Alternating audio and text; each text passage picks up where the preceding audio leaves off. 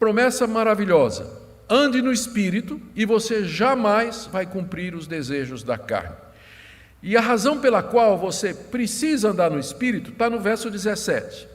Porque a carne, a sua natureza pecaminosa, milita contra o Espírito.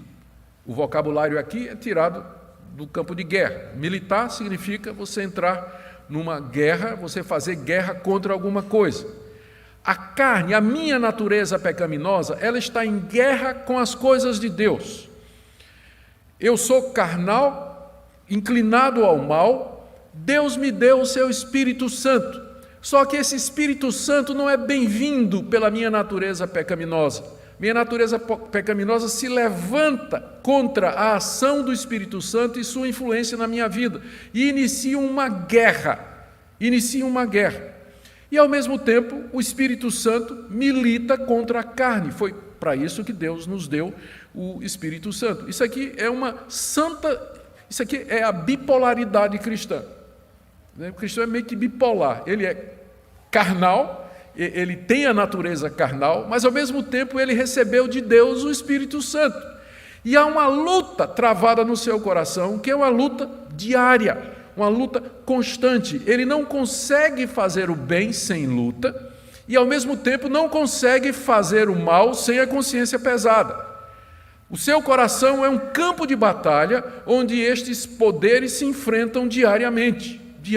O espírito militando contra a carne e a carne militando contra o espírito. Para que não façais o que porventura seja do vosso querer. Tchau, livre-arbítrio. Verso 17. Para que não façais o que porventura seja do vosso querer. Ou seja, meu arbítrio não é livre. Ou eu estou guiado pelo Espírito Santo, influenciado pelo Espírito Santo, ou de alguma forma pela minha natureza carnal. Você não é neutro.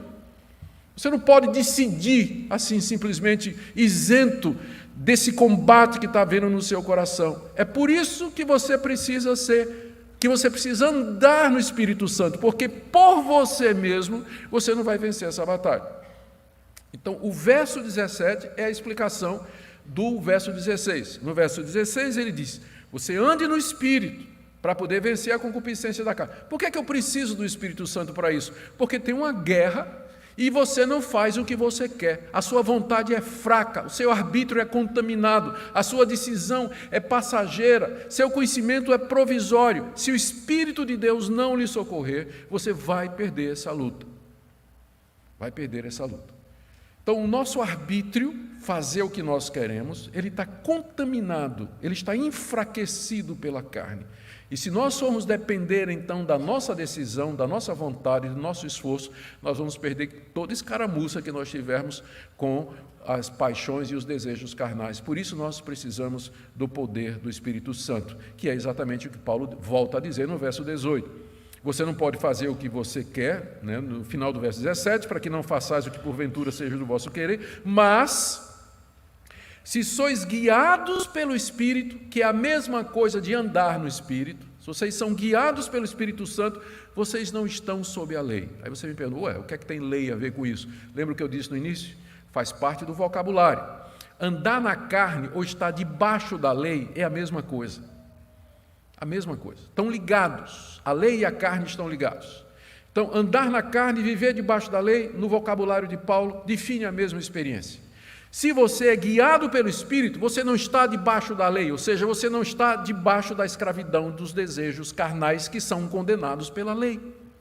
Você vai experimentar a verdadeira liberdade quando você anda no Espírito Santo, quando você é guiado pelo Espírito Santo. A essa altura é bom a gente perguntar de que maneira o Espírito Santo nos guia. Eu ia deixar isso para a parte final, mas a gente pode já adiantar aqui. O Espírito Santo nos guia diariamente através daquilo que em teologia nós chamamos os meios de graça. São os meios pelos quais a graça de Deus necessária para nós se manifesta em nossa vida. Quais são eles? Primeiro e acima de todos, a palavra de Deus, a palavra escrita de Deus, a sua revelação inspirada que está registrada nas páginas do Antigo e do Novo Testamento e que são usadas pelo Espírito Santo para me fortalecer, esclarecer, iluminar, me defender e rejeitar o erro. Então, leitura da palavra, meditação na palavra de Deus, encher minha mente da palavra de Deus e do ensino da Escritura. Uma vida de oração, de estar na presença de Deus, de pedir a Deus, de clamar a Deus e dizer a Deus: Deus, eu quero vitória, eu não quero continuar escravo do meu temperamento, não quero continuar escravo da imoralidade, não quero continuar escravo dessas paixões que estão no meu coração. Ele vai descrever essas paixões daqui a pouco, aí você vai se ver nelas, tenho certeza. Eu não quero viver dessa maneira. A vida de oração está aberto para ser corrigido e orientado por outras pessoas que Deus vai mandar. Pessoas sinceras que Deus vai mandar para corrigir você. E às vezes até mesmo críticos, Deus vai mandar para corrigir você. Então, tudo isso é a maneira do Espírito Santo nos guiar, de nos fortalecer, para que nós possamos vencer os desejos da nossa natureza carnal. Então, está aqui o primeiro ponto do apóstolo Paulo. Existe uma vida de vitória em que você não cumpre o desejo da carne, mas essa vida é vivida no poder do Espírito Santo. Você precisa dele, porque há uma guerra travada no seu coração. A sua vontade é contaminada, seu arbítrio é fraco, e se o Espírito de Deus não guiar você, se ele não conduzir você, você vai viver uma vida de pecado, de morte, debaixo da lei, de condenação e de culpa.